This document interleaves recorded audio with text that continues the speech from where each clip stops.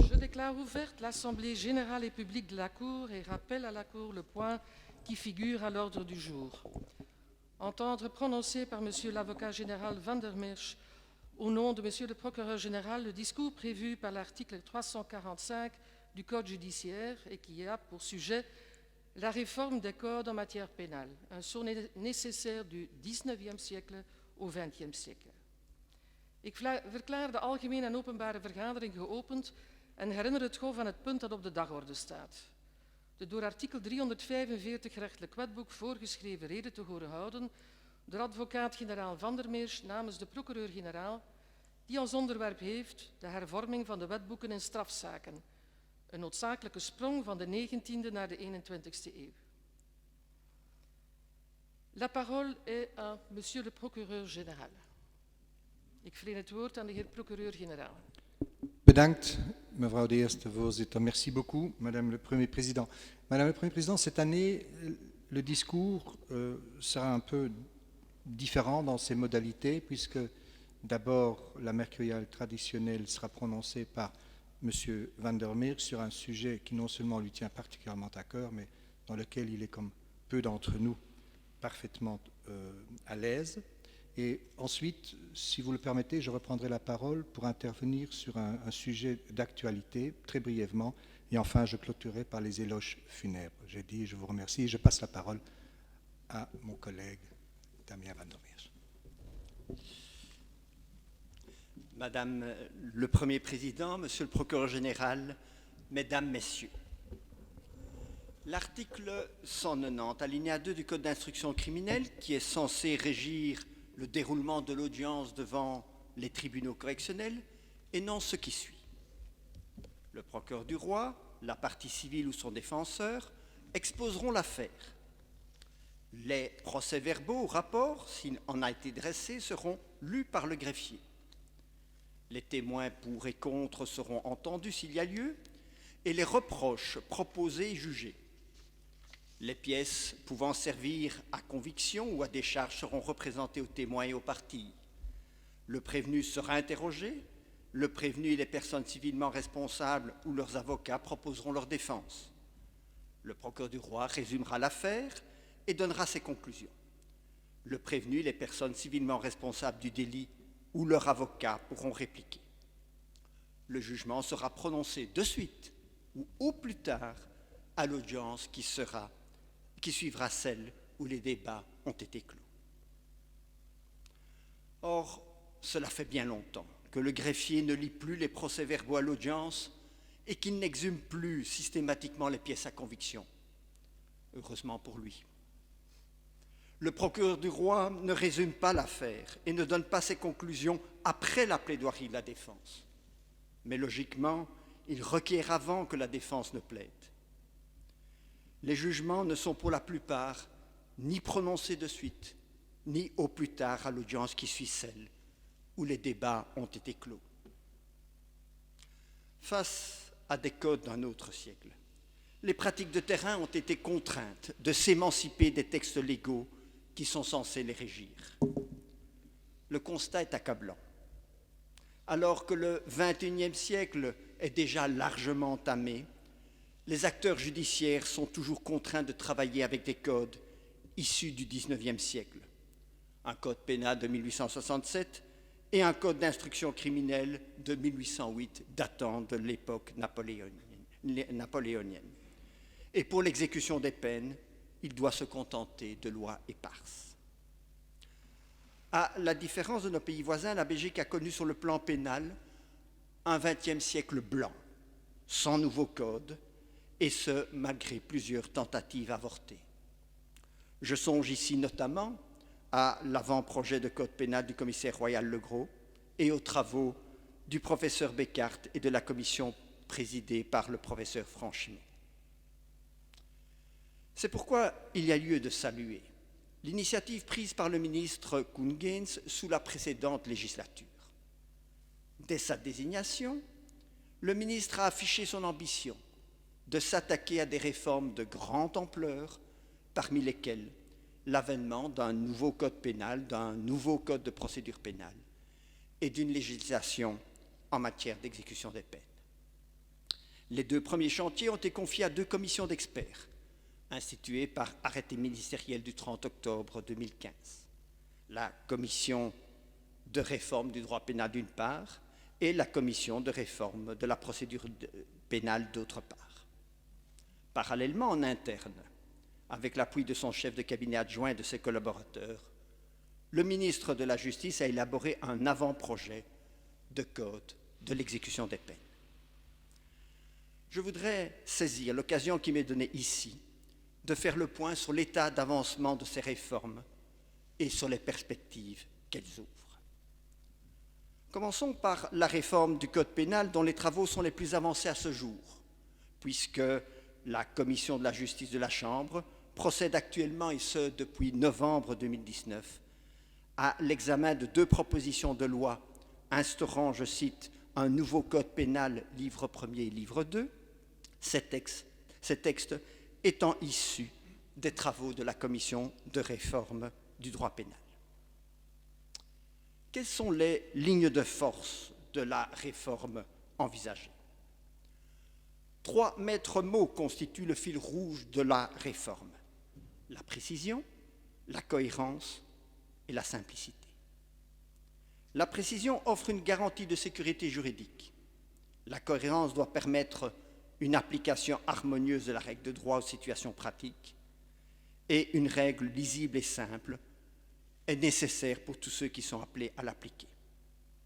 Ainsi, dans le projet de réforme, un certain nombre de règles sont codifiées, réécrites et simplifiées. Dans un souci de lisibilité, tous les chapitres, les sections, mais aussi chacun des articles de loi sont chapeautés d'un intitulé adéquat. On perçoit ainsi immédiatement ce dont il sera question dans chacune des dispositions du texte en projet. Ensuite, le projet de livre premier retient l'option de ne retenir qu'une classification bipartite des infractions en crimes et délits. Dans un souci de sécurité juridique, il est mis également fin au mécanisme peu heureux de la correctionnalisation. La catégorie des crimes est réduite aux seuls crimes les plus graves, à savoir ceux punissables au terme de la loi, des peines les plus graves, à savoir les peines de niveau 7 et 8, les peines, comme nous le verrons, étant dorénavant déterminées par niveau. Toutes les autres infractions, niveau de peine 1 à 6, relèveront directement de la catégorie des délits, sans qu'il soit encore nécessaire de recourir au mécanisme artificiel de la correctionnalisation. La catégorie des contraventions est abandonnée, les peines insignifiantes actuellement prévues ne justifiant pas la tenue d'un procès. Le texte en projet revisite aussi les concepts de base du droit pénal, tels que l'élément fautif ou moral de l'infraction, les éléments aggravants qu'il distingue des circonstances aggravantes, les causes de justification, d'exemption de culpabilité, de non-imputabilité et d'excuse, qu'il définit, les notions de tentative et de participation punissable, le concours d'infraction et la figure de la récidive générale qu'il remplace par une récidive spéciale. À titre d'exemple de modification, je peux mentionner ici le choix qui a été fait de réserver le champ d'application des infractions caractérisées par le défaut de prévoyance ou de précaution au seul cas de faute grave, alors qu'actuellement cet élément fautif recouvre toute forme d'imprudence ou de négligence, comprenant également la faute la plus légère, la levissima culpa. En ce qui concerne les peines, la réforme définit d'abord les objectifs assignés à la peine. Dans ce cadre, il est précisé que la peine d'emprisonnement doit constituer l'ultime recours.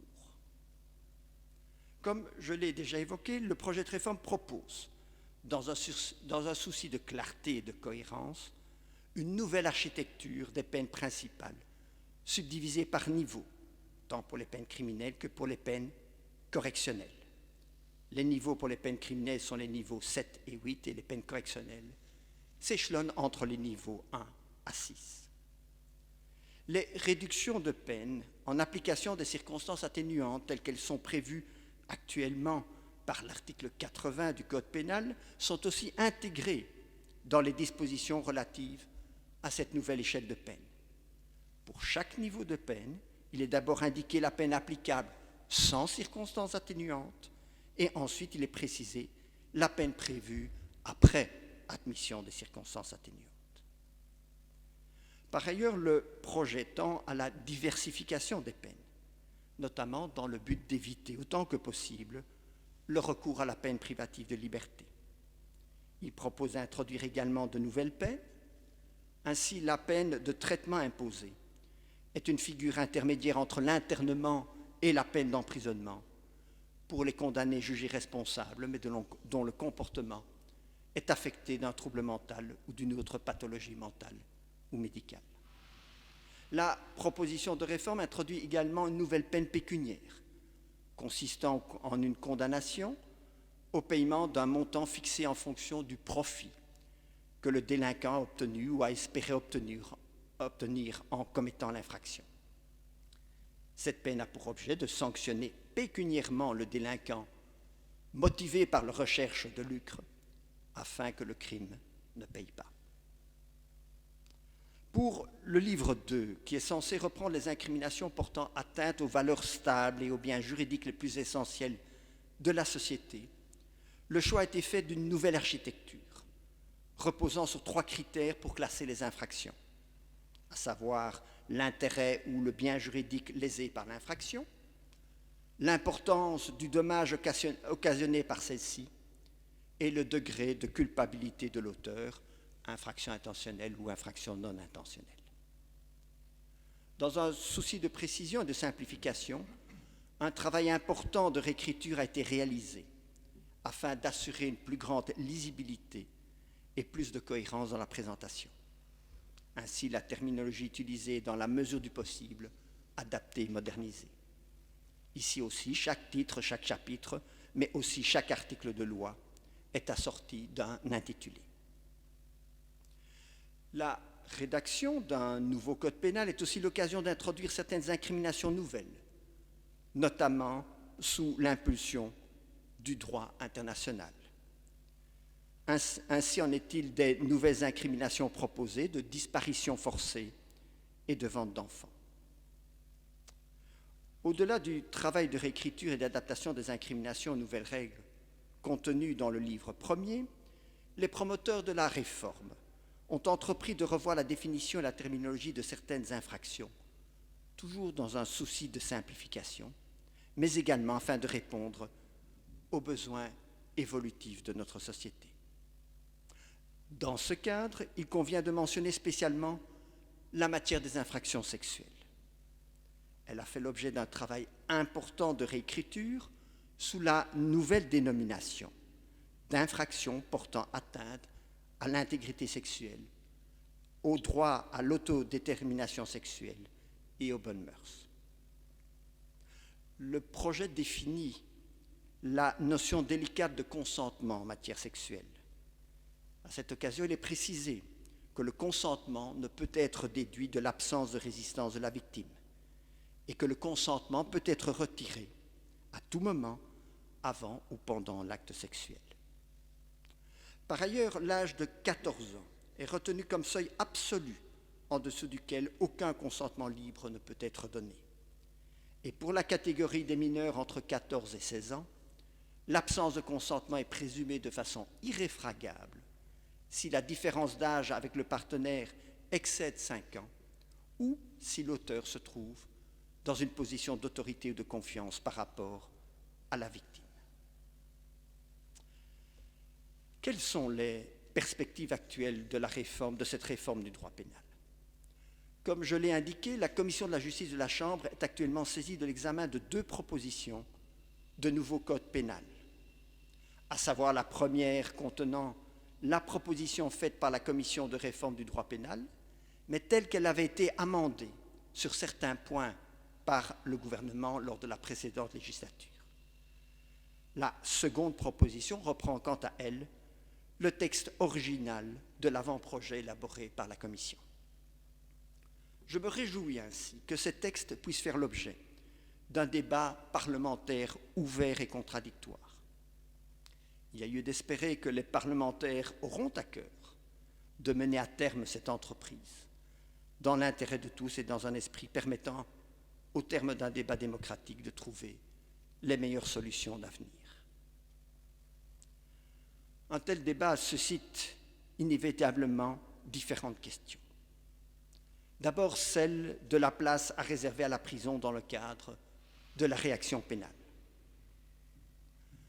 Consciente que la peine de prison est souvent un temps perdu, durant lequel le détenu se trouve neutralisé dans ses capacités de nuire, mais aussi et avant tout dans ses capacités positives.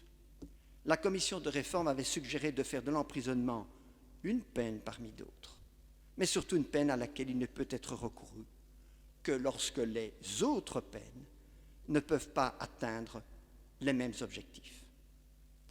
Le débat devra donc porter sur le maintien ou non des courtes peines d'emprisonnement. La commission de réforme avait opté pour la suppression des courtes peines d'emprisonnement. Sur la priorité que l'on veut donner ou non aux autres peines, peines autonomes, peines pécuniaires et peines accessoires. Sur l'emprisonnement subsidiaire et sur l'utilité du recours à des mesures extrapénales favorisant la réinsertion. Ensuite vient la question de la récidive. La récidive est toujours une mauvaise nouvelle. D'abord pour les victimes, qui subissent les dommages de la nouvelle infraction. Ensuite pour l'auteur, qui n'est pas parvenu à sortir du cercle vicieux pénal. Et enfin pour la collectivité, dont la réaction pénale à l'acte délinquant n'a pas permis d'éviter la réitération des faits. La récidive est donc une vraie question. Mais la réponse donnée à la récidive, sous la forme d'une aggravation en cascade de la situation du condamné récidiviste, doit être questionnée. L'approche actuelle repose sur le leurre de l'effet dissuasif des peines classiques, et plus particulièrement de la peine d'emprisonnement à l'égard du condamné, alors que l'on sait que les solutions sont à rechercher avant tout ailleurs. La conférence française de consensus pour une politique publique de prévention de la récidive semble l'avoir bien compris. Elle estime que lorsqu'une sanction privative de liberté est nécessaire, la facilitation du maintien des liens familiaux, le développement des activités professionnelles et de la formation, l'accès aux dispositifs sociaux de droit commun, ainsi que la possibilité d'une expression collective institutionnalisée apparaissent comme les priorités les plus urgentes. Suivant les conclusions de la conférence, la prévention de la récidive, enjeu humain et social majeur, est à la fois une question de politique pénale, mais aussi une question de politique sociale. Enfin, Le vote d'un nouveau code pénal offre l'opportunité de débattre de certaines questions nouvelles, dans une approche globale et avec le recul nécessaire. Ainsi, la problématique récurrente des violences envers les femmes mérite une attention particulière, voire prioritaire. Elle ne se réduit pas à la seule question de l'incrimination du féminicide, mais concerne tous les comportements violents, qu'il s'agisse de violences physiques ou psychiques.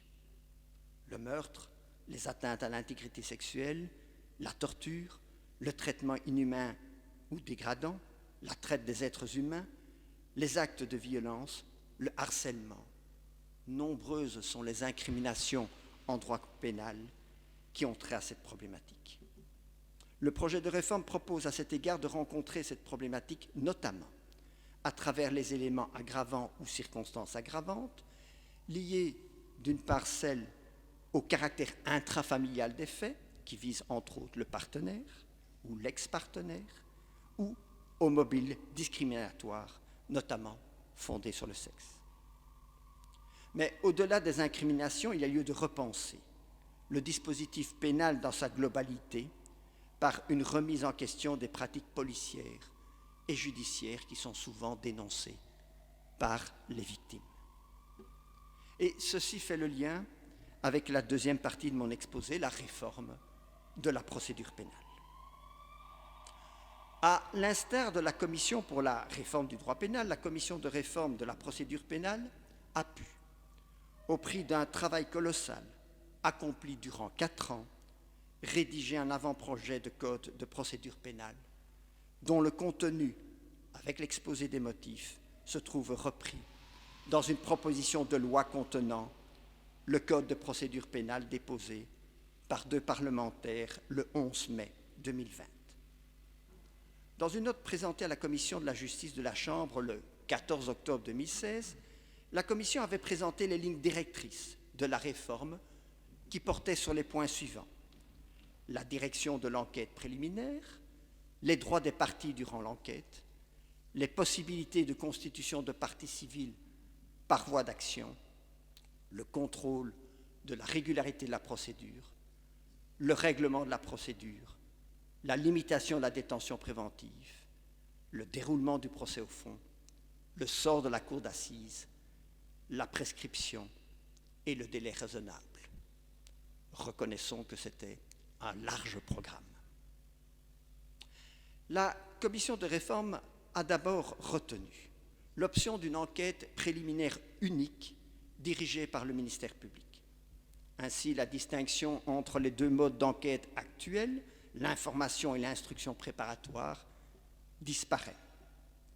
La figure du juge d'instruction, telle que nous la connaissons, est également abandonnée.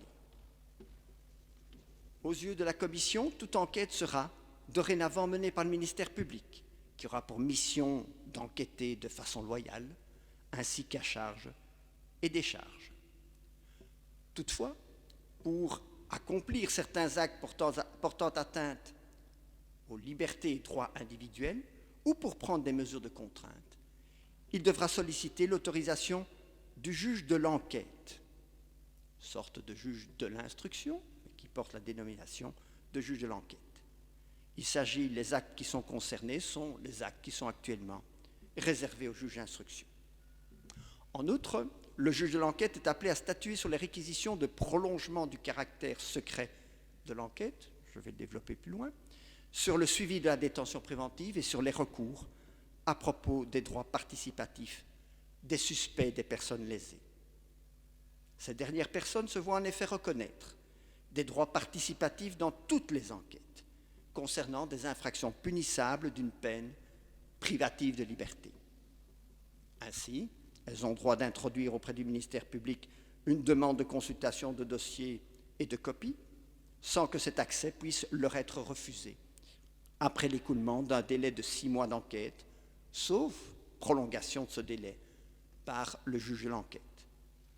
Ces personnes ont également le droit d'introduire une demande de devoir complémentaire, et enfin, le référé pénal est également maintenu.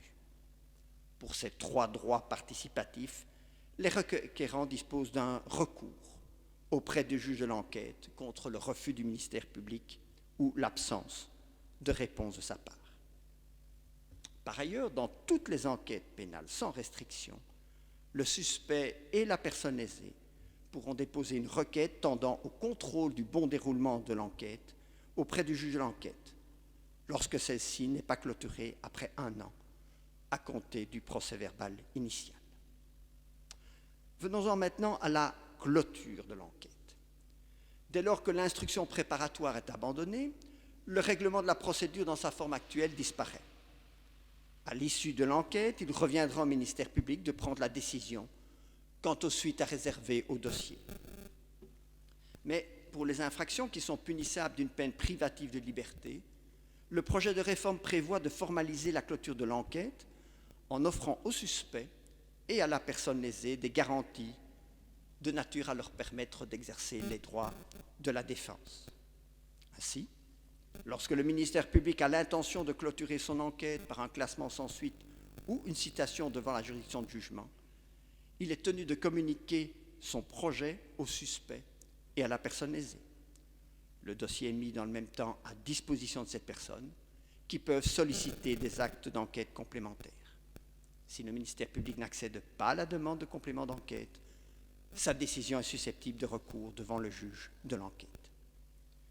Pour les infractions qui ne sont pas punissables d'une peine privative de liberté, ou pour les enquêtes simples qui ont pu être clôturées dans les 6 mois, la réforme prévoit une procédure simplifiée par laquelle le ministère public peut citer directement devant le juge du fond, sans accès au dossier et sans possibilité de demande de devoirs complémentaires préalables.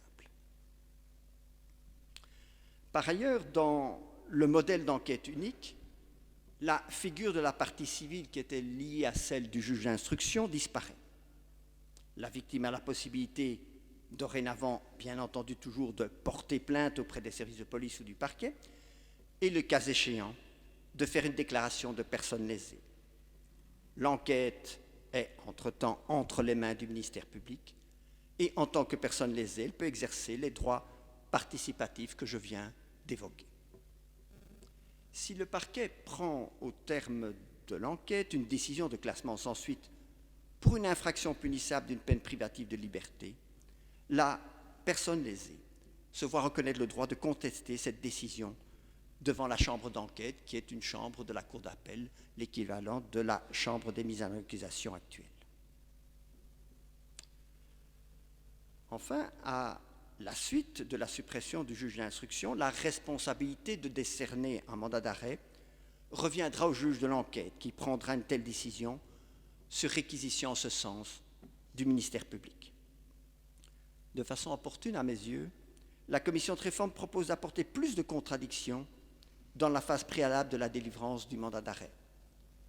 Le suspect et son avocat auraient ainsi le droit de consulter le dossier, de se concerter confidentiellement avant l'interrogatoire préalable.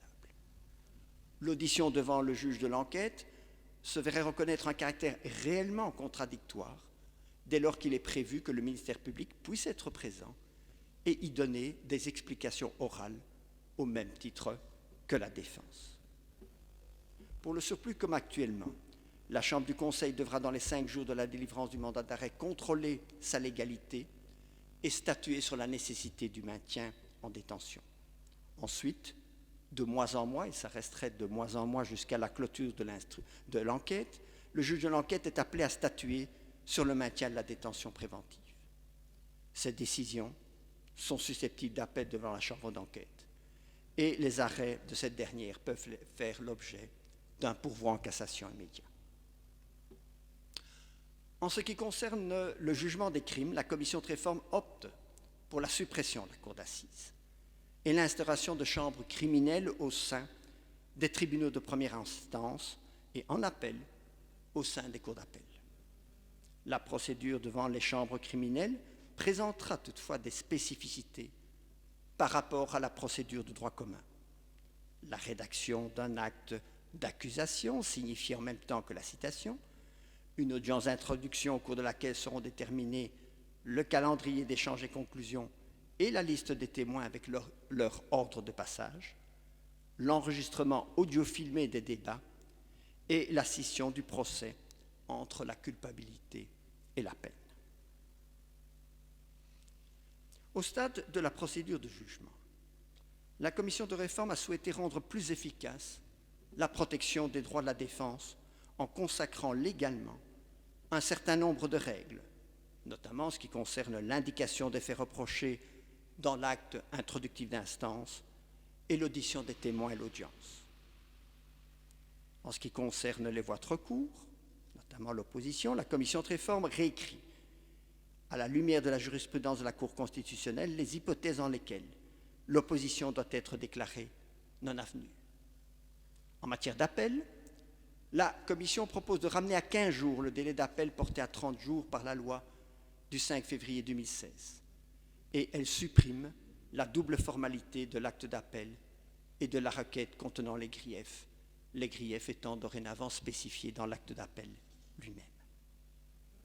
Pour des raisons d'économie procédurale, la Commission propose aussi, ça me semble un point important, de ne plus admettre l'appel immédiat contre un jugement avant dire droit. Un tel appel ne pourra être interjeté qu'après le jugement définitif. Pour le pourvoi en cassation, la proposition de réforme maintient en substance la réglementation actuelle. Il convient toutefois de signaler que la proposition prévoit opportunément de remplacer la formalité de la signification du pourvoi par celle de la transmission d'une copie par envoi recommandé ou par voie électronique en même temps que le mémoire. Vient la question de la sanction de la preuve irrégulière. La commission de réforme a décidé de supprimer le système de contrôle de la régularité de la procédure et de purge des nullités par les juridictions d'instruction et de confier l'ensemble de ce contentieux à la juridiction de jugement, mieux placée selon elle pour apprécier les conséquences qu'il y a lieu de réserver à la preuve irrégulière.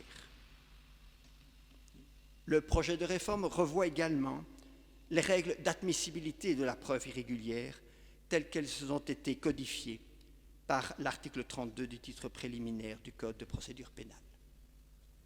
Les nouvelles règles se déclinent en 3 paliers.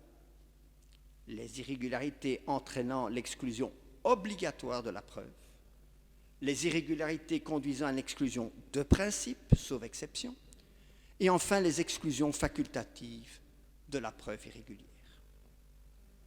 Relève de la première catégorie, exclusion obligatoire, les preuves obtenues en violation de l'article 3 de la Convention de sauvegarde des droits de l'homme et des libertés fondamentales, ou en méconnaissance des règles imposant, pour l'accomplissement d'un acte d'enquête, l'autorisation préalable du juge de l'enquête. Deuxième catégorie, une exclusion de principe est prévue pour la preuve obtenue en violation des droits de la défense, du droit à la vie privée, du droit à l'intégrité physique des personnes, des règles régissant les attributions respectives des cours et tribunaux ou du secret des sources journalistiques, à moins que 3 conditions cumulatives ne soient réunies, à savoir 1. L'irrégularité ne résulte pas d'une méconnaissance consciente ou inexcusable. 2. Que le degré d'atteinte est concrètement de moindre gravité que l'intérêt public à la poursuite et à la sanction. 3. Que l'utilisation de la preuve irrégulière ne porte pas atteinte à l'intégrité de la justice. Enfin, pour la 3e catégorie d'irrégularité considérée comme vénielle, l'exclusion est facultative et n'interviendra que si le juge constate que leur utilisation porte atteinte à l'intégrité de la justice. Enfin, c'est le dernier point, la commission de réforme conserve le mécanisme de prescription de l'action publique, qu'elle simplifie et l'articule avec la garantie du délai raisonnable. Il est proposé que dorénavant, les délais de prescription qui sont fixés in abstracto, et non plus en fonction de la peine effectivement prononcée, courent à compter de la commission de l'infraction jusqu'au moment de la saisine de la juridiction de jugement. Une fois que les poursuites sont engagés, la prescription ne court plus et seul s'applique le respect du délai raisonnable dont le dépassement pourra également être sanctionné par l'extinction pure et simple de l'action publique. De plus, les délais de prescription ne pourront plus être interrompus et ne seront que très exceptionnellement suspendus. Alors, quelles sont les perspectives actuelles de la réforme de la procédure pénale? Il convient d'abord de saluer le travail impressionnant réalisé par la commission de réforme, qui propose un texte global visant à moderniser le code d'instruction criminelle et à rencontrer les nombreuses difficultés qui entravent le bon déroulement des procédures. Le dépôt du projet de réforme devant le Parlement offre l'occasion de soumettre les propositions de la Commission au débat public. Il faut savoir que dès le départ, le projet de la Commission a soulevé deux questions préalables, questions qui ont toujours suscité des débats passionnants et passionnés, et que ces questions devront être tranchées, à mon sens, préalablement par le Parlement.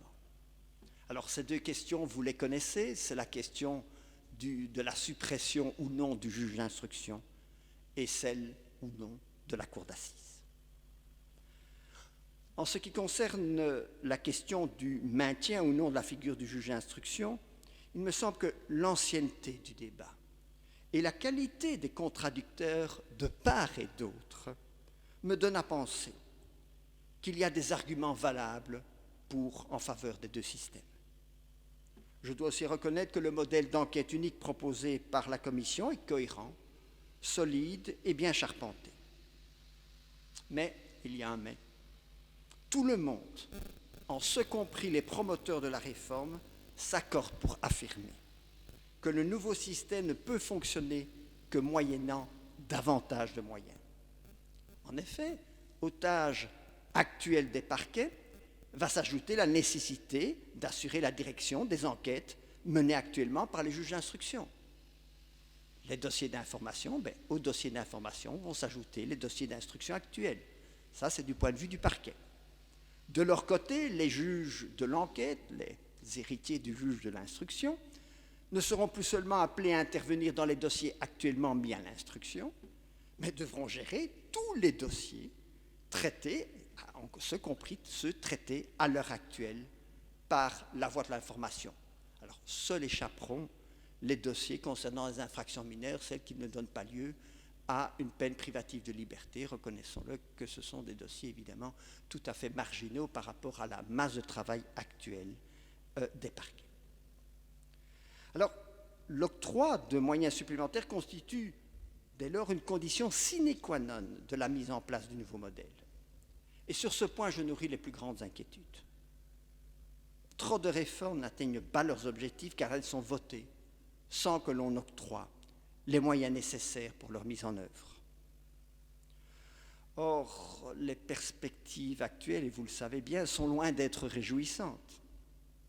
Il est sûr qu'après la période de pandémie que nous traversons actuellement, les défis seront toujours là, mais il faudra vraisemblablement les relever avec encore moins de moyens. Si les pouvoirs législatifs et exécutifs ne peuvent garantir ces moyens supplémentaires, il faudra, à mon sens, envisager une réforme moins copernicienne, mais qui puisse offrir une réponse aux difficultés identifiées. Difficultés qui se situent, nous le verrons, dans la nécessité d'assurer une équivalence des droits des justiciables au stade de l'enquête préliminaire et dans la lourdeur de la phase de clôture de l'instruction. Et finalement, pas tellement dans la question du maintien ou non de la figure du juge d'instruction. Le débat sur le maintien de la cour d'assises est aussi ancien et récurrent que celui du juge d'instruction. Je tiens à rappeler qu'en 2005, la commission de réforme de la cour d'assises avait retenu déjà comme première option le modèle d'une chambre criminelle collégiale en première instance et en appel, mais composée sous la forme d'un échevinage. Ici aussi, il appartiendra au Parlement de trancher entre les deux modèles, mais peut-être à la différence près que le choix d'une chambre criminelle en remplacement de la cour d'assises ne devrait pas nécessairement recueillir des moyens supplémentaires. Mais au-delà de ces pierres d'achoppement, et quelles que soient les options retenues par les législateurs, il subsiste une nécessité impérieuse, à mes yeux, de réformer le code d'instruction criminelle, ne fût-ce que pour assurer une simplification et une rationalisation des procédures et des règles. Je souhaite évoquer brièvement avec vous quelques suggestions de réforme, dont certaines recoupent d'ailleurs les propositions faites par la commission de réforme. En premier lieu, je suggère de faire la distinction entre les actes de police judiciaire, les actes d'information et les actes d'instruction. Les actes de police judiciaire seraient les actes qui, en règle, ne portent pas ou peu atteinte aux droits et libertés fondamentaux. Il s'agit d'actes que les fonctionnaires de police chargés d'une enquête judiciaire seraient habilités à exécuter d'initiative sans autorisation préalable d'un magistrat. Je songe par exemple à l'audition de personnes, à certaines recherches, certaines constatations. Les actes d'information seraient des actes qui relèvent de la compétence du procureur du roi. Ces actes seraient de nature à porter une atteinte certes relative aux droits et libertés fondamentaux. Ils nécessiteraient une décision préalable du procureur et seraient subordonnés au principe de proportionnalité et de subsidiarité par rapport aux actes de police judiciaire. Les actes d'instruction, quant à eux, seraient des actes qui relèvent de la compétence du juge d'instruction ou du juge de l'enquête selon le modèle qu'on retient. Ces actes qui seraient de nature à porter une atteinte grave aux droits et libertés fondamentaux nécessiteraient une ordonnance motivée du juge et seraient subordonnés également au principe de proportionnalité et de subsidiarité, mais alors par rapport aux actes de police judiciaire et aux actes d'information. Une telle classification des devoirs d'enquête en fonction du degré d'atteinte aux droits et libertés fondamentaux permettrait à mon sens d'instaurer une plus grande cohérence dans les conditions auxquelles leur exécution serait subordonnée, mais également de mobiliser davantage le principe de subsidiarité en établissant une hiérarchisation entre les devoirs d'enquête. Deuxième point, l'équivalence des droits des justiciables dans le cadre de toute enquête. Le mouvement amorcé par la Cour constitutionnelle vers la reconnaissance de droits participatifs équivalents dans le cadre de l'enquête préliminaire, information et instruction ou enquête unique, me paraît devoir être poursuivi. Déléguer l'ATA, cette égalité des droits est déjà traduite dans les textes en ce qui concerne l'accès au dossier et le référé pénal. Et quelle que soit l'option retenue, enquête unique ou maintien de l'information et de l'instruction, il paraît logique de prévoir à l'avenir des dispositifs équivalents en matière de demande de devoirs complémentaires et de contrôle de la lenteur des enquêtes. À propos du contrôle de la régularité de la procédure, je rejoins la proposition de la commission de réforme de confier le contentieux de la régularité de la procédure à la juridiction de jugement. C'est le fond du litige qui permet le plus souvent d'apprécier les nullités à leur juste valeur. Pour ce qui touche la clôture de l'instruction, reconnaissons que cette phase est devenue à l'heure actuelle problématique, surtout lorsque, dans des dossiers complexes, mais des dossiers importants, elle s'éternise sur les questions de procédure et, reconnaissons-le, dégénère en pré-débat ou même débat sur le fond. La proposition de la commission de réforme a pour effet de supprimer le règlement de la procédure par la Chambre du Conseil. Mais même s'il est opté pour le maintien de l'instruction, il me semble qu'on devrait faire à l'avenir l'économie de cette phase chronophage. Dans une telle perspective, le ministère public reprendrait la main en fin d'instruction et déciderait de la suite à réserver au dossier, mais cela sous le contrôle d'un juge. Retrouvant une latitude pour juger de l'opportunité des poursuites, il pourrait également décider de l'abandon total des poursuites. Il s'agirait d'une figure intermédiaire entre le classement sans suite et le non-lieu actuel, ou un abandon partiel des poursuites, limité à certaines préventions. Il pourrait alors profiter de l'occasion pour recourir à des procédures simplifiées ou alternatives au procès, ou recentrer les poursuites sur les préventions principales en limitant le débat aux faits pertinents, à savoir ceux qui sont de nature à avoir une incidence effective sur la décision du juge, en évitant la surqualification de faits et renonçant aux préventions accessoires ou peu significatives qui feraient l'objet d'un abandon des poursuites pour le surplus. Dans tous les cas où la décision du ministère public aurait pour effet de mettre un terme aux poursuites, que ce soit une transaction, médiation, que ce soit un abandon partiel ou total des poursuites, sa décision devrait être homologuée, soit par la juridiction d'instruction, à la clôture de l'instruction, dans le cadre d'une transaction, d'une médiation pénale ou d'un abandon total des poursuites, soit par la juridiction de jugement, s'il y a un abandon partiel des poursuites dans le cadre d'une procédure de reconnaissance préalable de culpabilité ou simplement dans le cadre du jugement d'un abandon partiel des poursuites. Dans le cadre de cette procédure d'homologation, la partie civile se verrait donner l'occasion de contester la décision prise par le ministère public. Il s'agirait, me semble-t-il, d'une solution équilibrée, mais qui pourrait changer profondément nos pratiques. En ce qui concerne la détention préventive, question récurrente, je me limiterai ici à un seul constat.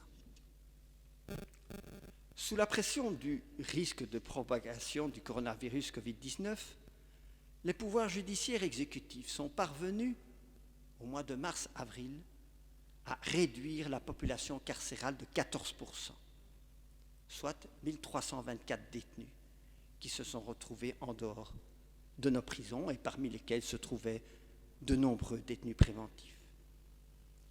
Ainsi, la pandémie du Covid-19 a réussi là où le législateur a si souvent échoué jusqu'à présent. Insuffler jusque dans les réalités de terrain une volonté politique de réduire de façon significative le nombre de détenus. La question se pose dès lors de savoir comment atteindre le même résultat en dehors des périodes de crise, puisqu'il semble que la sécurité du citoyen, au mois d'avril, au mois de mars, avril, mai, a été autant assurée, avec pourtant un nombre de détenus moindre. Enfin, me semble-t-il, le temps est venu de revitaliser le débat au fond en renforçant le caractère oral et contradictoire devant les juridictions correctionnelles et en assurant, comme le propose la commission de réforme, une meilleure protection des droits de la défense. Trop souvent à l'heure actuelle, une véritable instruction sous la forme d'une production et d'une contradiction des preuves à l'audience n'est plus menée devant nos juridictions correctionnelles. Par ailleurs, et là je prends une autre option que celle retenue par la Commission, l'interdiction faite au juge correctionnel de scinder le débat sur la culpabilité de celui sur la peine empêche qu'un examen séparé et autonome puisse être tenu de façon contradictoire sur la question pourtant essentielle de la sanction la plus adéquate à appliquer. Je reviens un peu au droit pénal. Cela me semble une réforme nécessaire, non seulement au regard du principe de la présomption d'innocence, on ne forcera plus les avocats à plaider dans l'hypothèse impossible où, contre toute attente, le tribunal devrait déclarer mon client coupable. Je vais quand même dire quelques mots sur la peine. Il vient de plaider pendant 2 heures l'acquittement. Il me semble qu'au-delà de cette question, si l'on souhaite donner plus de champ aux peines dites autonomes, alternatives, il me semble également qu'une telle réforme peut être très contributive. En effet, vous pouvez avoir un prévenu braqué, enfermé dans ses dénégations lors du débat sur la culpabilité, qui pourrait montrer un tout autre visage après la décision sur cette question, à l'occasion du débat sur la peine, surtout lorsque des mesures ou des peines, autres que celles privatives de liberté, peuvent être envisagées, ces peines devant requérir l'adhésion du condamné. J'en arrive alors au dernier volet de notre triptyque, le code de l'exécution des peines. Le droit de l'exécution des peines est resté trop longtemps le parent pauvre de la matière pénale, étant régi essentiellement par des circulaires, alors que par essence l'exécution d'une peine a un impact sur l'exercice des libertés et droits fondamentaux. La codification des règles est donc une nécessité si l'on veut assurer une bonne exécution des peines dans le respect des droits de l'individu et des finalités qui sont assignées à la peine. Comme l'avant-projet du Code de l'exécution des peines annoncé par le ministre n'a pas été encore rendu public, je me limiterai ici à évoquer 2 points cruciaux de la réforme envisagée et je vous renvoie à mon texte écrit pour le surplus. D'abord, première question, celle de la date d'admissibilité de la libération conditionnelle. Les promoteurs de la réforme ont l'intention de fixer de façon générale à la moitié de la peine le seuil d'admissibilité à la libération conditionnelle. Cela me paraît reposer sur une approche raisonnable. En effet, si comme l'énonce la commission de réforme du droit pénal, une peine optimale est une peine prévisible et compréhensible, il en va de même de son exécution. Une trop grande incertitude, voire une méfiance, quant à l'exécution de la peine peut donner lieu à des spéculations ou des anticipations malsaines dans le choix et la détermination du taux de la peine. Dès lors, il est cohérent que le juge qui fait le choix de prononcer une peine privative de liberté sache que celle-ci sera exécutée au moins pour moitié sous la forme d'une privation de liberté. D'autre part, il faut laisser une latitude pour l'autre moitié. Il y a lieu d'éviter, notamment, que les condamnés récidivistes, dont l'horizon de liberté ne s'ouvrirait qu'à compter des 2/3 de la peine, prennent l'option délibérée d'aller à fond de peine, pour ne plus rien devoir à cette société qui, à leurs yeux, ne cherche pas à leur offrir une perspective d'avenir crédible à travers une libération anticipée. Rappelons également que la dimension de récidive sera déjà inclue dans la peine prononcée. Faut-il encore prévoir un régime différencié au niveau de l'exécution des peines? Je ne pense pas. Le second point important est l'intervention du juge de l'application des peines pour l'octroi des modalités d'exécution de la peine aux condamnés à des peines dont le total à exécuter n'excède pas 3 ans. Si elle offre des garanties supplémentaires en termes de droit de la défense et de contradiction, la judiciarisation d'un contentieux a également son revers. Par son formalisme et l'organisation d'un débat contradictoire devant une juridiction, elle génère un coût supplémentaire en temps et en moyens. C'est pourquoi je pense que le recours au juge doit être réservé aux situations contentieuses. Je suis dès lors favorable pour les peines ne dépassant pas 5 ans ou 3 ans. À un certain moment, les promoteurs de la réforme avaient retenu le seuil de 5 ans dans le projet, me semble-t-il, qui est actuellement dans les valises du ministre. Il est question de 3 ans. Mais donc je suis favorable à la formule proposée, suivant laquelle une modalité d'exécution de la peine serait octroyée sans intervention d'un juge lorsque les conditions légales sont remplies et qu'il n'y a pas d'opposition du directeur de la prison et ou du ministère public. En cas de contestation, en cas d'opposition ou en cas de refus, la cause serait alors soumise au juge de l'application des peines.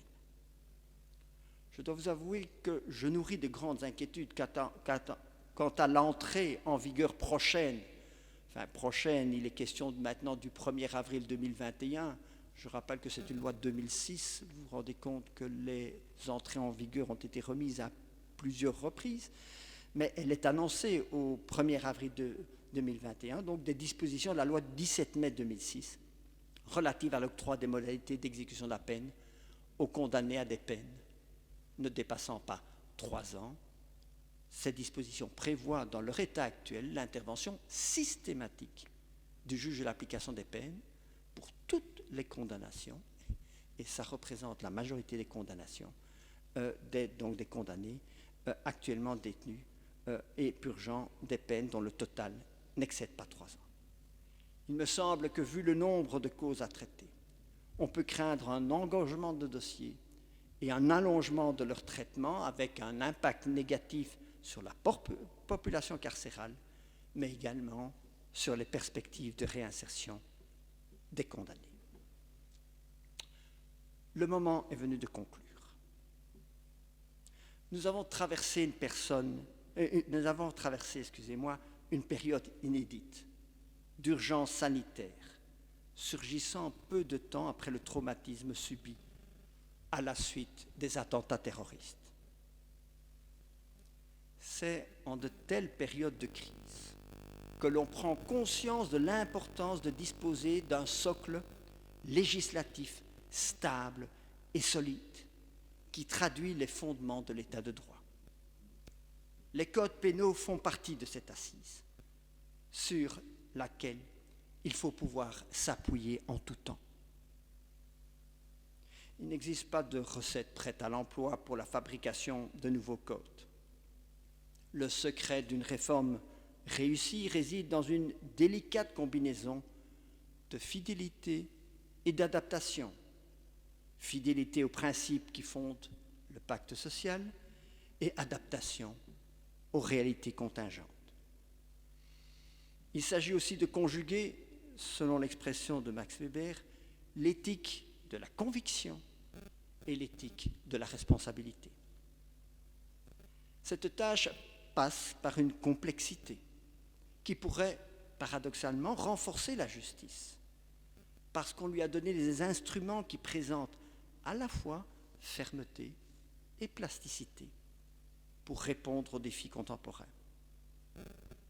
Mais s'agissant de la rédaction de nouveaux codes, cette complexité ne doit pas nous empêcher d'adopter la ligne claire, si chère à notre bande dessinée belge, pour produire des textes cohérents et lisibles.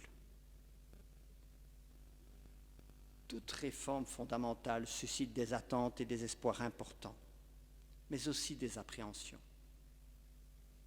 Dans la préface de l'avant-projet de code pénal du commissaire Legros, le ministre de la Justice de l'époque, Jean Goll, avertissait que, je cite, « tout changement représente pour ceux qui sont chargés d'appliquer les textes un dérangement dans leurs habitudes, dérangement que le législateur doit savoir imposer au besoin, mais qu'il ne doit pas chercher à imposer sans raison importante, parce qu'il risque de décourager et de désorienter les organes d'application de la loi, organes sans la collaboration zélée desquels les vœux du législateur, même le mieux intentionné, demeurent sans portée. Mais l'ampleur du travail et les inquiétudes légitimes qu'inspire tout changement ne doivent pas nous conduire à renoncer à toute réforme sous peine de rester enlisés dans un droit sclérosé, incapable d'offrir des réponses crédibles aux situations qu'il est appelé à régir. Il revient aujourd'hui au législateur de démontrer qu'il est encore capable de produire des codes modernes, pratiques et praticables. Et pour les praticiens, dont nous faisons partie, il s'agit d'accepter de sortir de nos habitudes, mais aussi de notre zone d'inconfort actuelle, résultant de l'indigence de textes usés et truffés de dispositions diverses, terme que l'on a connu drôlement durant cette dernière législature, où il devient de plus en plus difficile de retrouver une logique. La tâche est de taille, mais c'est le prix à investir pour sortir de la médiocrité des textes actuels et offrir aux générations futures un outil adapté et performant. Je vous remercie pour votre attention.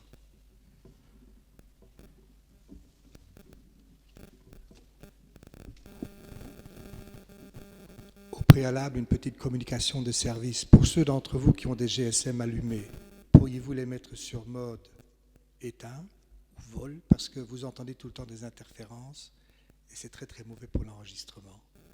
Et ceux qui ont des tout vieux Nokia, vous les éteignez carrément, parce que ça ne marche pas. Voilà. Je suis désolé, Madame la Présidente, d'avoir commencé mon intervention de la sorte. Je remercie le professeur Van der Meersch pour son exposé didactique, faut-il le dire. Il nous a exposé tout sauf un long fleuve tranquille, et je ne puis m'empêcher de tourner mon regard vers les contrées d'outre-Rhin, car en l'écoutant, leur droit pénal, leur procédure pénale, leur droit d'exécution des peines est, je ne dirais pas à l'identique, mais très très proche, ce qui nous montre à quel point nous allons lentement mais sûrement, et c'est heureux, dans la sphère juridique de l'Europe de l'Est, vers une certaine communauté de vues. Et autrement dit, une sorte d'internationalisation. Et c'est ce qui m'amène à vous dire deux mots d'autre chose, parce que c'est aux antipodes de cette réflexion riche, dense et auquel on peut souscrire. En effet, Madame le Premier Président, chers collègues, chers invités présents, avant de prononcer les traditionnels éloges funèbres, j'aurais voulu profiter de la présence de Monsieur le Vice-Premier ministre et ministre de la Justice, Monsieur Hiens, dont hélas l'agenda chargé ne permet plus guère de rencontrer les organes du pouvoir judiciaire, et c'est encore le cas aujourd'hui. Néanmoins, il est représenté par Monsieur le conseiller Dick Gerhardt, que je salue bien entendu, et je suis content qu'il ait pu se libérer. Je voudrais émettre un souhait, et ce souhait, je l'introduirai de manière un peu inorthodoxe, je l'avoue, et ce, en lisant un extrait du Moniteur belge des 20 et 21 septembre 1920, c'est-à-dire il y a 100 ans, à quelques jours près. On pouvait lire dans le Moniteur de l'époque ce qui suit. Proclamation du gouvernement à la population belge.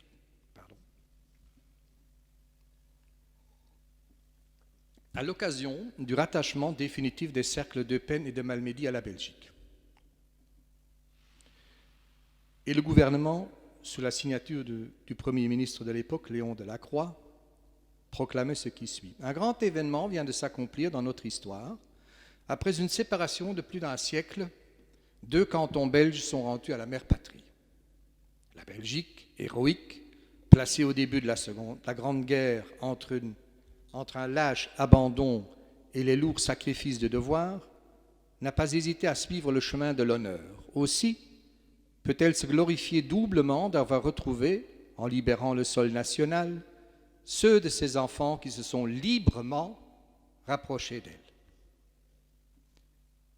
Tout cœur belge se réjouira du retour des cantons d'Eupen et de Malmedy à Belgique. Confiant dans l'avenir de notre glorieuse patrie, nous osons promettre aux régions qui nous sont rendues une participation heureuse et paisible à notre vie nationale. Nos frères d'Eupen et de Malmedy se montreront dignes de leur grand roi et des nobles traditions du peuple belge. C'est de tout cœur que le gouvernement leur souhaite la bienvenue. Cela date du 20 septembre 1920. Ainsi donc, par cette OPA, sur 2 arrondissements prussiens, la Belgique s'enrichissait d'une perle, à mains égards. Les motifs du souhait belge étaient cohérents. De la sorte, la Belgique d'alors s'élargissait à une autre culture, complétant ainsi son patrimoine déjà si incroyablement riche. Qu'en est-il devenu de cette nation? Elle s'est entre-temps donné d'autres structures, censées mieux offrir à chaque citoyen la parcelle de bien-être que toute construction étatique doit avoir pour objectif. Le but a-t-il été atteint? La lutte contre la pandémie SARS-CoV-19 laisse entendre d'autres voix. En particulier, la multiplication des ministres compétents dans un même domaine ne paraît pas, au dire des responsables impliqués, avoir été un gage d'efficacité. En tant que citoyen fier de sa Belgique, dans toutes ses facettes, et en qualité de magistrat chef de corps prié de co-gérer rationnellement une organisation assez complexe, je suis dubitatif. Je ne puis effacer de ma mémoire la saga des masques de protection, dont le manque criant, au printemps passé, est maintenant analysé par divers virologues et experts en santé publique comme étant une cause clé de l'explosion des contaminations. En tant que rouage fédéral dans le fonctionnement du pouvoir constitué qu'est la justice, le procureur général près la Cour de cassation est interpellé. Interpellé dès lors que, par-ci, par-là, il serait, d'après des médias, apparemment question, dans les projets de divers partis politiques, en quête de consensus gouvernemental, de régionaliser la justice. Certes, c'est là un modèle courant dans les États fédéraux. Mais comparaison est, en cette matière, tant d'un point de vue historique que scientifique, loin d'être raison. En tous les cas, cela mériterait un débat serein. Il n'est d'emblée pas certain du tout que, par exemple, 4 ministres de la Justice et 4 ministres de l'Intérieur soient plus efficaces qu'un seul. Pas plus que la gestion des entités judiciaires se trouverait simplifiée par un détricotage de la mise en place de l'actuelle structure d'autonomie de gestion à l'échelle fédérale, qui se trouve au milieu du gué, et cela au profit d'un mécanisme de gestion qui resterait à inventer. S'il est un domaine où les particularismes ouvrent tôt la voie aux inégalités de traitement non justifiées, c'est bien le droit, et cela au détriment du justiciable.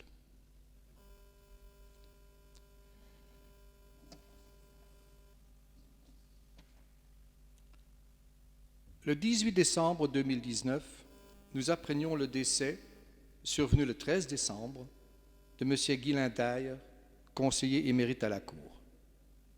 Né à Rennes en 1937, Guylain Dayer devint docteur en droit de la Catholique Universiteit Leuven en juillet 1961.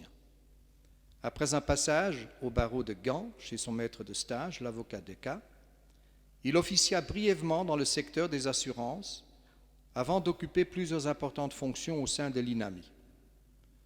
En 1970, Guylain Dayer devient membre de l'ordre judiciaire en qualité de substitut de l'auditeur du travail de Termonde, où ses qualités de juriste lui ont donné une excellente réputation.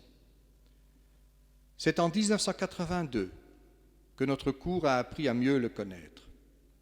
Le ministre de la Justice prit un arrêté le déléguant pour exercer des fonctions au service de la documentation et de la concordance des textes de la Cour de cassation, comme vous le savez, traditionnellement une pépinière pour notre Cour.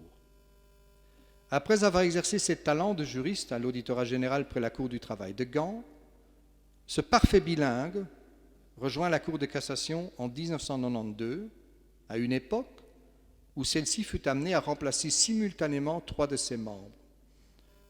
Son arrivée fut donc particulièrement appréciée et ses collègues de la Tweede et de la Derde Kamer, ses chambres de prédilection, ont d'emblée pu compter sur un collègue opérationnel. Les qualités dont M. le Président Stranard fit état lors de l'installation de Guylain Dayer à la Cour se sont immédiatement vérifiées. Juriste orienté pratique, Guylain Dayer se faisait remarquer par une conscience professionnelle jamais prise en défaut, doublée d'un souci scrupuleux du travail, accompli en profondeur, ne laissant guère de la place à l'approximation, mais quand même de la place à la créativité.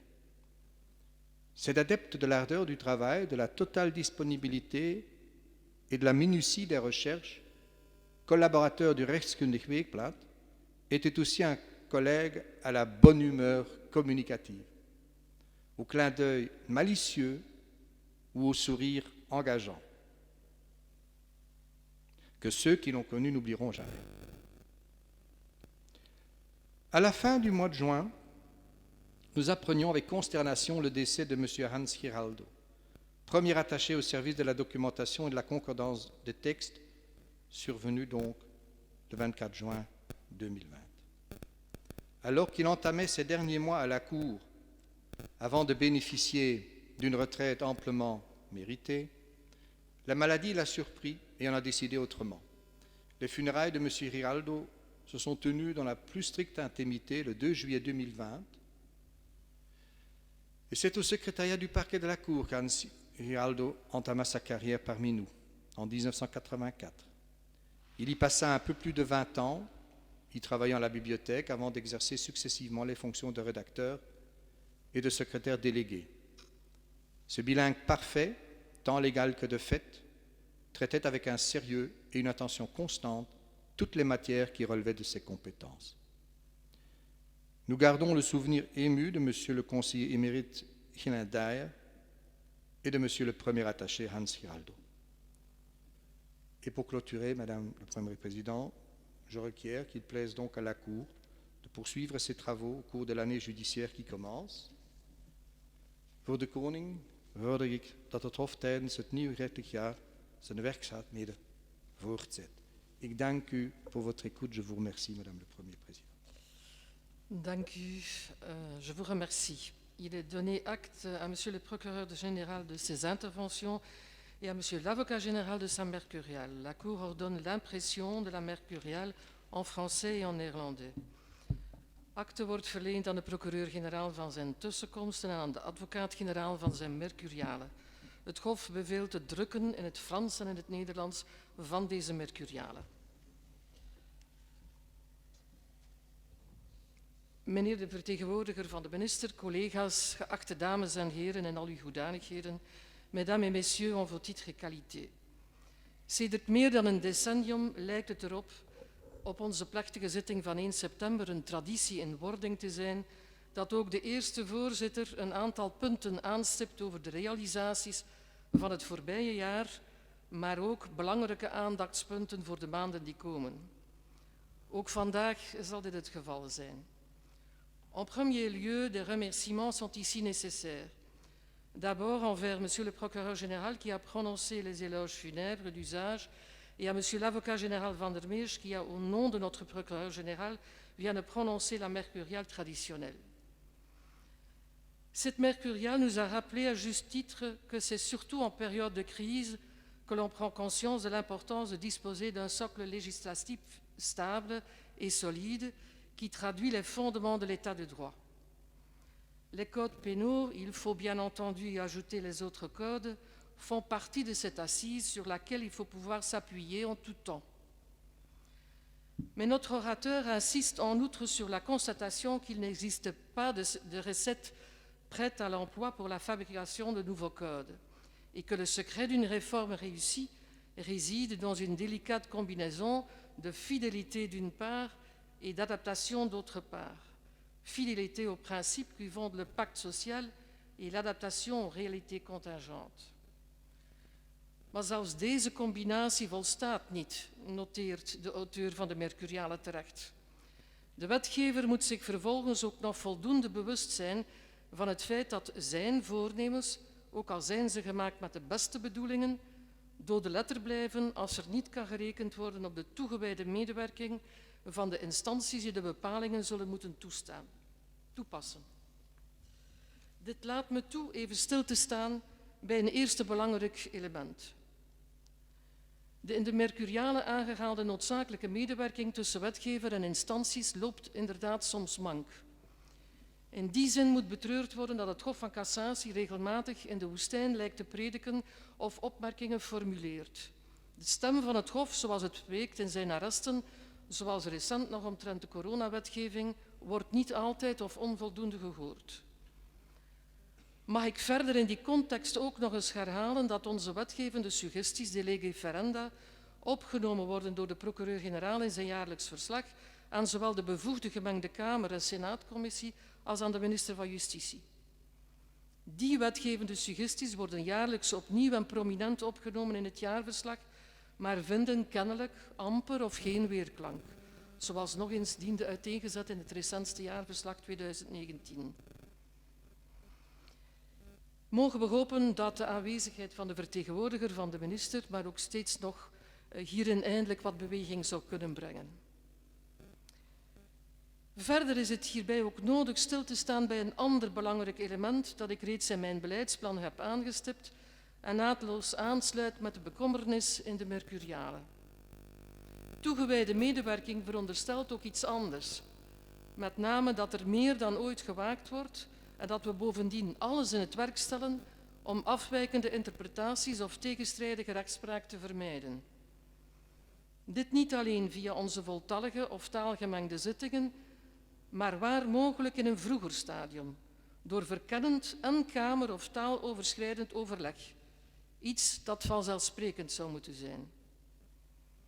De pragmatische formule die in sommige secties al wat langer en elders sedert dit jaar is gestart, moet de komende maanden dan ook prominent verder worden aangemoedigd en ruimer worden toegepast. Een kwaliteitsvolle rechtspraak vereist dat we er alles aan doen om verwarring en tegenstrijdigheden te vermijden. Dit wordt dus een belangrijk aandachtspunt. Une jurisprudence de qualité exige que tout soit mis en œuvre pour empêcher des dissonances et incohérences. Je me sais d'ailleurs en bonne compagnie, puisque notre procureur général a dans sa mercuriale dans le passé insisté lui aussi sur l'opportunité de recourir davantage aux formations de jugement linguistiquement mixtes afin d'une manière pratique mieux coordonner les courants de pensée au sein de la Cour et donc pour les mêmes raisons. Naast deze bedenkingen moet er ook even stil worden gestaan bij een bijzonder positieve realisatie.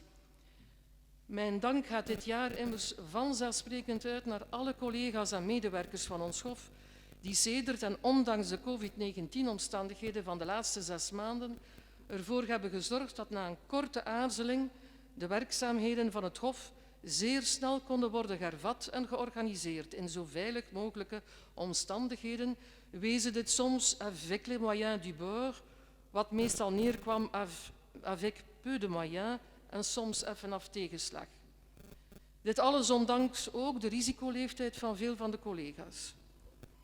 Crisissen zoals deze laten meteen toe om bepaalde positieve aspecten van onze werking en procedure beter in te zien.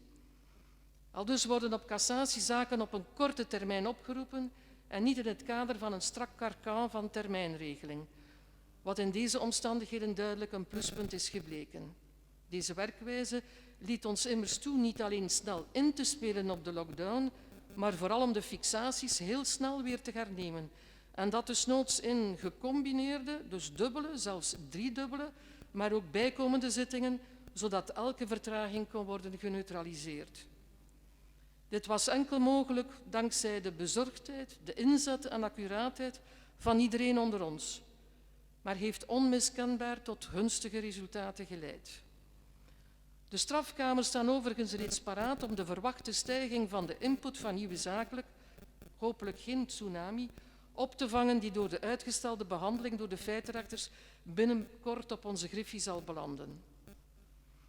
Hierbij moet dan nog worden opgewerkt dat de input of toestroom van zaken op ons Hof in deze crisismaanden merkwaardig genoeg gelijk is gebleven aan de andere jaren en in sommige secties zelfs gestegen, in tegenstelling tot hetgeen men zou kunnen verwachten. Nog het Hof, nog zijn werking zijn door de crisis in lockdown gegaan, wel in tegendeel, en deze realisatie moet zeker vermeld worden. Maar crisissen leggen evenwel niet alleen de positieve kanten bloot. Door de COVID-19-omstandigheden werden de nefaste gevolgen van andere aspecten duidelijk, zoals de afwezigheid van een uitgewerkte en multifunctionele steundienst die mee het crisis- en veiligheidsmanagement had kunnen dragen, terwijl deze nu gewoon op steeds dezelfde schouders terechtkomen. De achterstand en vertraging en gewoon onbestaande mogelijkheid om procedurestukken digitaal neer te leggen en uiteraard de afwezigheid van het elektronisch cassatiedossier, wat de werkomstandigheden uiteraard bemoeilijkt. De moeilijke hygiënische omstandigheden waarin het gebouw verkeert en de moeilijkheden om er evidente veiligheidsmaatregelen te organiseren. Dit alles te veel om op te noemen. Maar hiervoor zal de directie binnen het Hof zich verder inzetten. Toch is er ook op bepaalde punten een snelle verbetering en doorbraak gekomen, waarvoor we vanzelfsprekend erkentelijkheid verschuldigd zijn aan diegenen die dit op gang hebben getrokken of doorgevoerd op beleidsniveau.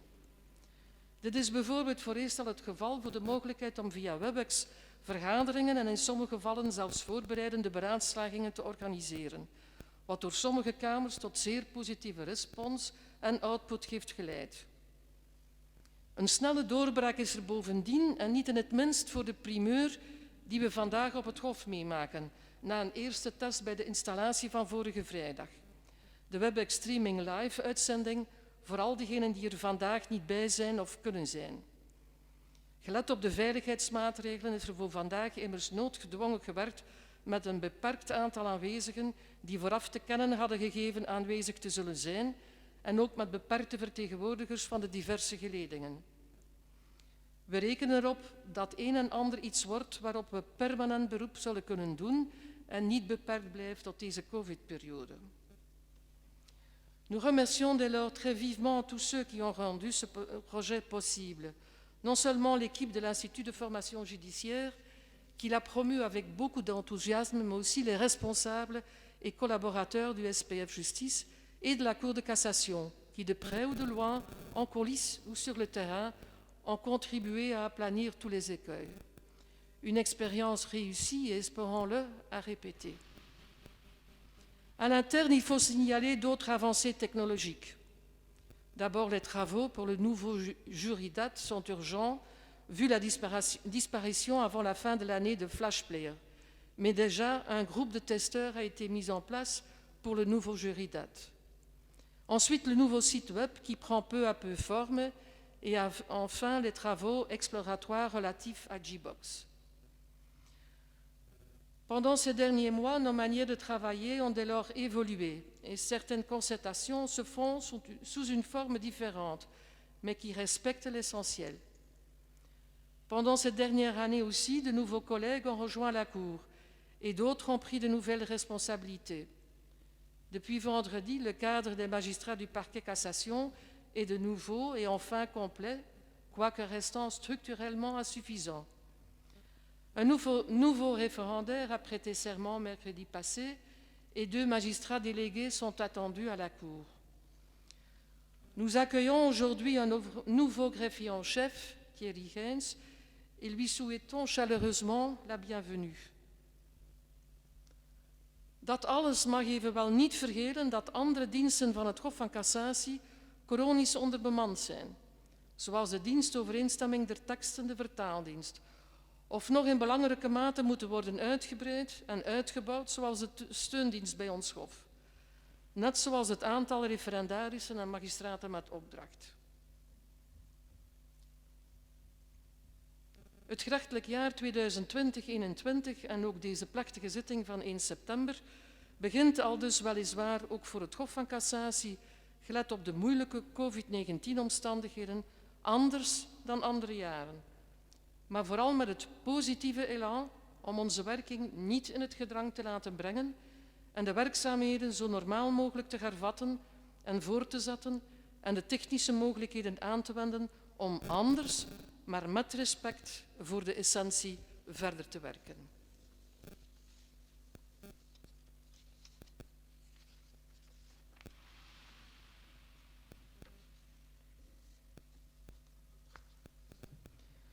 La Cour poursuit dès lors ses travaux au cours de l'année judiciaire nouvelle. Het Hof zet dan ook zijn werkzaamheden voort gedurende het nieuwe gerechtelijke jaar. Je déclare l'Assemblée générale et publique levée. Ik verklaar de algemene en openbare vergadering gegeven.